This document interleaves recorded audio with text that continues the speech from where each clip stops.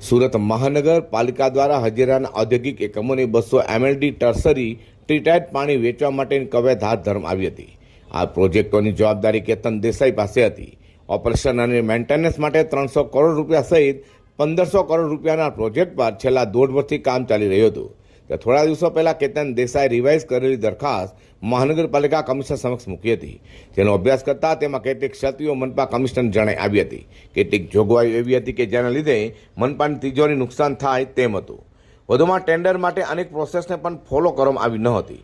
TSCમાં પણ ટેન્ડરની ફાઇલ મોકલવામાં આવી નહોતી અને ખાસ કહી શકાય તેમ ઔદ્યોગિક એકમોને પાણી કઈ કિંમતે વેચાણ કરવું જોઈએ તે સહિતના વિષય પર ફાઇનાન્સ ડિપાર્ટમેન્ટ કે ઉચ્ચ અધિકારીઓ અને વિશેષજ્ઞો પાસેથી પણ સલાહ લીધા વગર નક્કી કરવામાં આવી હતી। તે ઉપરાંત ખૂબ ગંભીર કહી શકાય તેમ ટેન્ડરની સ્ક્રુટિની કમિટીમાં ટેન્ડર રજૂ ન કરી મનપા કમિશનરને અંગે અંધારામાં રાખવામાં આવ્યા હતા। આ સમગ્ર પ્રકરણ મનપા કમિશનરના ધ્યાન પર આવતા ગત 21મી ઓક્ટોબર તારીખે કેતન દેસાઈને સોકોઝ નોટિસ ફટકારી ખુલાસો માંગ્યો હતો। તેના 5 દિવસ બાદ તપાસ પછી કેતન દેસાઈ પાસેથી તમામ ચાર્જ આંચકી લઈ અન્ય અધિકારીઓને સોંપાયા છે। ઉપરાંત કેતન દેસાઈ દ્વારા જે દરખાસ્ત તૈયાર કરાઈ હતી તેમાં પાલિકાને કઈ કઈ જગ્યાએ નુકસાન થઈ રહ્યું છે તેની સંપૂર્ણ વિગત તૈયાર કરવામાં પણ અધિકારીની સૂચના અપાઈ હતી।